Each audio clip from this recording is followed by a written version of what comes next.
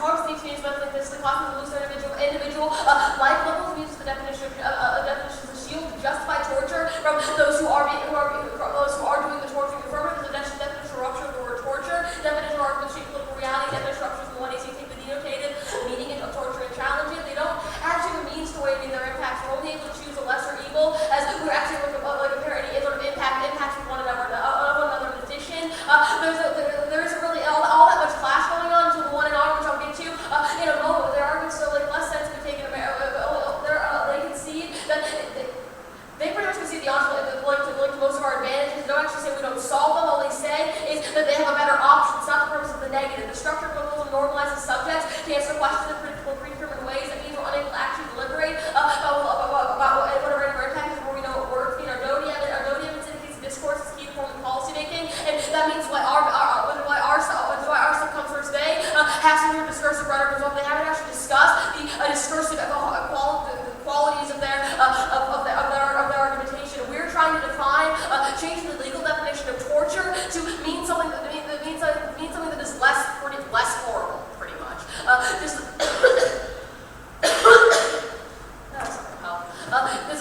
actually going to help people who are being tortured in the status quo not be tortured anymore. They say we don't actually. They argue that we don't actually give a list of what enhanced interrogation is. We point them to our Bradbury 05 evidence, which does a relatively complete list of all of the horrible things that are done to detainees. There's a couple that aren't in there, but the tag actually summarizes those. We don't list waterboarding because everyone knows about that one, so there's really no need to read a card about waterboarding, but it does include some sort of water dousing. In addition, what are pieces of Carroll evidence? Or it's Bradbury, I don't know which one. Indicates bad Muslim techniques that are actually used against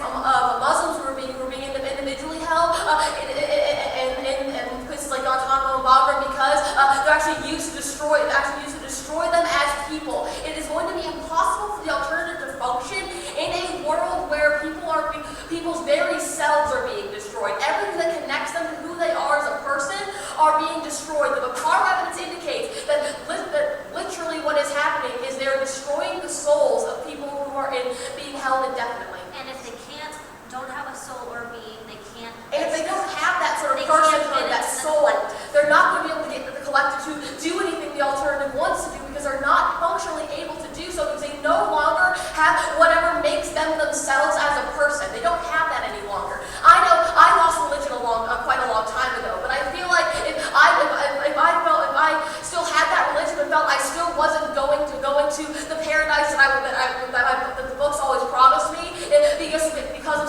people wiped menstrual blood on me and did a bunch of things that were against my religion, forced me to shave my beard if I had one. That would be pretty horrible, and I would not be okay with that. That'd be really rough. Feel like that it means that our alternative doesn't solve. The Callahan evidence indicated.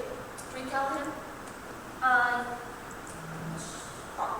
It said the policy decision directed to making human survival will encourage the policy decision. You probably didn't read that actually. No, I didn't. Okay. Except the Wolf and Dale cards. Language, it all indicate that language is very important to understanding. Not only we break down what we know, we can't really know what we've done wrong until we break all those things down. And also we didn't say this earlier, but we actually realized that we are actually purposefully reading viewpoints from the other side of this debate as part of our argumentation. Where the first part of the 1AC is actually the definition of torture that is currently used and actually is statute 2330. In addition, where Bradbury is actually someone who's actually working on it. There's actually his papers that he's working on. We used to solve these things, and I just don't believe the alternative does. Go to the K proper. There's no explanation except for crossings of why any of these things apply to us and the one in our by the way, arguments and rebuttals are abusive. Just the amount of new arguments in that rebuttal was ridiculous. Only case-specific analysis occurs after we are permitted cross-ex. They have every time to explain all the functionalities of this criticism before when we were still able to ask them about it. They refused us that right. Two, we've been asked a question of the late story the entire round with minimal explanation and just some buzzwords stored in our general directions. It's unhelpful and fail in the function and the reason reject the team. In addition to that, they really turns the trip to case. You cannot join with them. If you want to join with them, they hide